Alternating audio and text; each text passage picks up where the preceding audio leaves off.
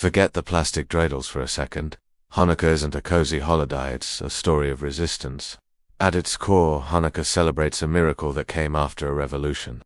Let's travel back to 168 BCE. The Seleucid Empire, a Greek dynasty, took control of Judea.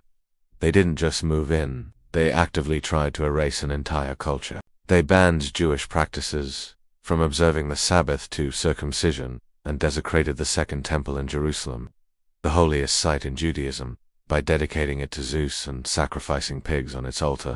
Imagine the heart of your faith being ripped out and defiled. This wasn't just a political takeover, it was a spiritual war. Many assimilated, adopting Greek customs to survive or thrive. But a small group, led by a priest named Mattathias and his 5 sons, refused.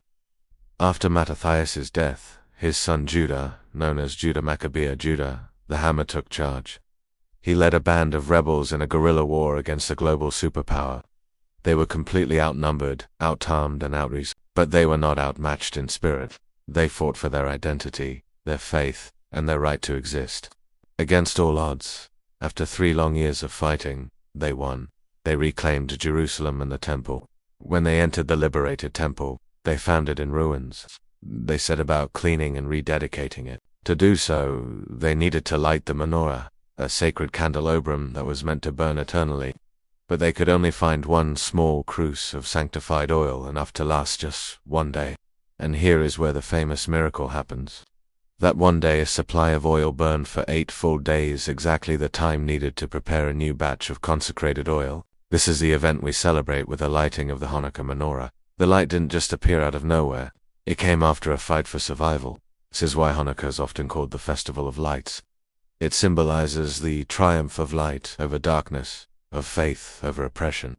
So, when you see Hanukkah celebrations, remember it's not just a Jewish Christmas. The tradition of giving gifts is actually a relatively modern development, especially in America, likely influenced by the proximity to Christmas.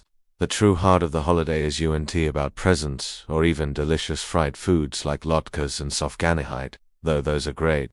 The real story is one of spiritual perseverance and cultural reclamation. It's about refusing to let your inner light go out, even when the world around you is doing everything it can to extinguish it. This message is incredibly universal. If this past year has felt like a fight for you, if you're feeling tired, grieving, or just trying to heal, Hanukkah teaches us to keep that light lit anyway, even if it just flickers. You don't need perfect conditions to start. All you need is one spark of hope, one act of defiance against the darkness. To celebrate this spirit of perseverance, Neuronest Yoga is releasing a free winter wellness bundle soon, full of meditations, affirmations, and rituals to help you through the season, including reflections on Hanukkah. It's their way of saying thanks for being part of this community. Next up, we're diving into another ancient winter festival, and this one is wild and cozier than you might think. We're talking about Yule. Stay tuned and thanks for watching.